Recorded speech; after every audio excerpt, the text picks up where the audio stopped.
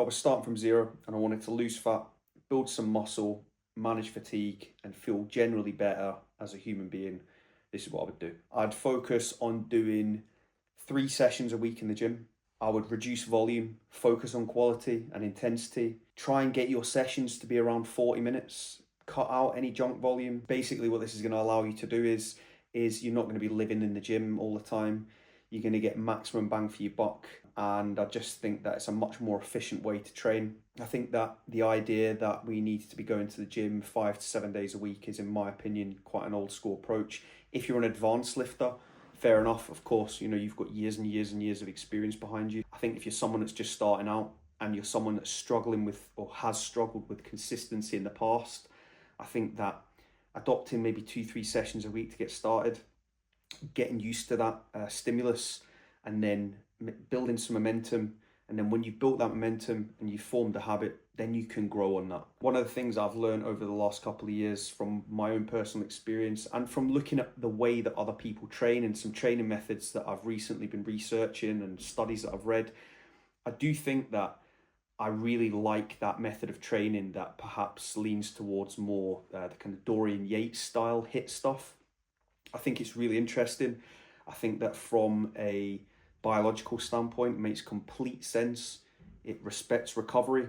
And when you respect recovery, you obviously get, in my opinion, better results. Better results means, are you protecting your sleep? Does your mood feel good?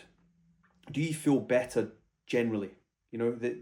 I think the common misconception with training is that it's just all aesthetics.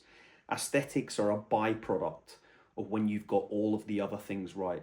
I believe they call it homeostasis. I think that your first port of call should be building habits that you can sustain over a long period of time that allow you to win. And when you do win consistently and you form those habits, then you build on them. Because when you set the bar too high initially, you set yourself up to lose. And that is really bad for momentum. And the whole thing here and the way that you are going to win long term is through momentum, in my opinion. And there may be a lot of people that will inherently disagree with me and say that, you need to train a certain amount of reps and you need to go a certain amount of days a week and you need to do a certain amount of cardio.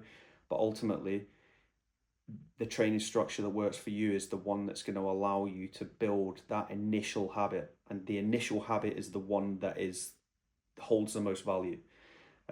So if that means that you go twice a week and you do 2 full body sessions, and then over 6 months, you've consistently gone every week and you've done your 2 sessions a week, and you're like, do you know what? I've built a decent foundation here and I'm really enjoying this. Maybe I'll do a 3rd session now. That's how you build habits. You don't build habits through extremes. So I think it's really important that you look at this from a realistic lens. And I think that that's where a lot of modern fitness culture becomes a bit watered down for me, because ultimately the people that are giving you advice online, sometimes they're giving you advice from the lens of someone who's been training for 25, 30 years. It's easy for them to say that you should be doing 5 days a week because that's what they do. But if you're someone who's starting from zero, that's not realistic.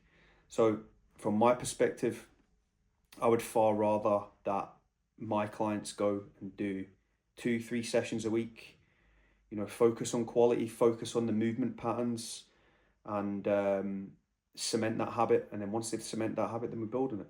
And then that's how we build momentum, and that's how you keep winning, and that's how you see results. And I cannot stress enough that from a fatigue management perspective, I think that is such an important aspect that is massively neglected in the fitness space. Ultimately, your training should complement your life. It shouldn't compromise it. And when it does compromise it, it begs the question, is it worth it? Is what you're doing taking away from your quality of life? And if it is, then I think you need to reshuffle the deck, because I've been there. Last year I ran a 100k ultra. Last year I ran 2 marathons, multiple half marathons, 100k ultra. I trained for something like 48 weeks of the year, and it ended up in me just feeling extremely fatigued, low mood, sleep was all over the place. But on paper, everything was perfect. Everything was dialed in. My nutrition was bang on. I was doing everything right. But one of the things that I had disrespected was my recovery, and I was experiencing systemic fatigue as a result of that. So it made me change my entire approach. Another thing that I would do is from a nutrition perspective. This is going to take you around 2 weeks. This is something that I've done myself, and I personally think that this works. I know there's a lot of people that think that, calories don't matter. Ultimately, it comes down to energy balance. Are you burning more calories than you are consuming? If so, then you will lose weight. That's as simple as it gets. So there is this big debate online about, whether calories matter, whether you should be in a calorie deficit. People that tell you that you need to fast. Basically, if I cut through the noise, the strategy that works is the strategy that works for you. So it's not a one size fits all method. Fasting might be something that really works for you, especially say if you were someone that really struggles with hunger in the evening. Sometimes fasting and eating within a window that starts later in the day can be really good, because it can allow you to eat your daily calorie allowance in a shorter space of time that's closer to the evening. Maybe that could work for you. It's whatever works for you. There's no, as I say, one size fits all. So you've just got to be smart with it. And I think that that's why, from a coaching perspective, it's really important that you work with people on an individual basis. Everyone's so different. And so you need to tailor your approach to the individual. Something I would do if I was looking to lose fat is I would use ChatGPT. Super easy. Go on ChatGPT, put in your height, age, current weight, and then your activity level. Be super specific. So you want to put in exactly what you're going to be doing on a weekly basis. I'm going to be doing 3 gym sessions. I'm going to be walking 10,000 steps a day. You need to be super specific with it and say, I want a sustainable calorie deficit. What I would say that's going to look like is probably, say, around, for me, I like to sit in a fat loss phase at around 500 calories deficit. I think anything more than that is deemed aggressive. There's a lot of people online that think that an aggressive cut is better because you get to your desired result quicker. But for me, I struggle way too much with hunger in that. And also I experience a lot of fatigue. So I think 500 calories for me works. But again, it's completely subjective. But I think that anything that uses the terminology aggressive is maybe not the best terminology to be using when it comes to fat loss. I would tell it to give you, say, a 500 calorie deficit to start off with. And then for the next 2 weeks, track your weight every single day. Every day. No emotion. If the scale goes up and down, don't worry. You're literally taking that weight for data only. That's all you need. You're going to write the data down in your notes. So Monday, whatever the date was, all the way through the week. Do that for 2 weeks, and you're going to take an average. And that's going to give you an idea of if that deficit is accurate. I'd say you're looking to lose, say, around 0.5 kg a week is sustainable, realistic in my eyes. Depending on your current situation, it could be slightly more, it might be slightly less, but each day will look very different.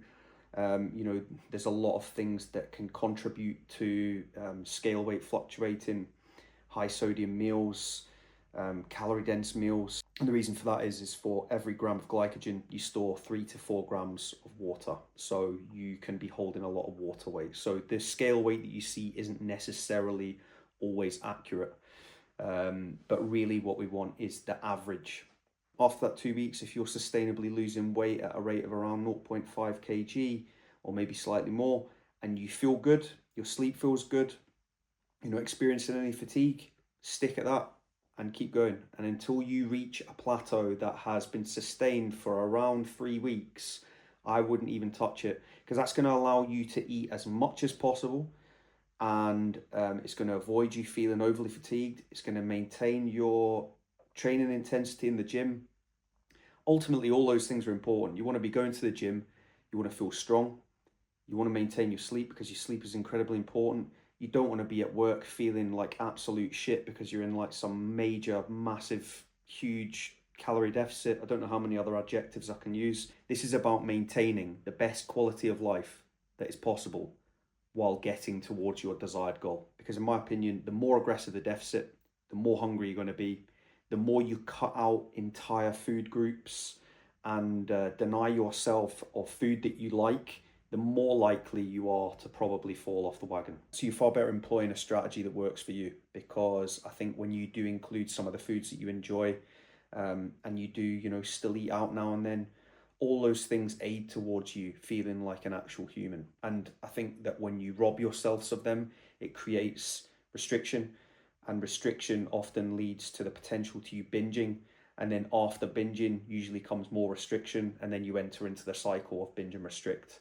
I've been there, I've done it, and it is not a good long-term strategy. The last thing I would do, and I think this is massively underrated, is I would walk more. I think walking is so underrated.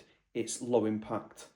It uses fat stores as opposed to your glycogen stores, and there is a reason why this is beneficial.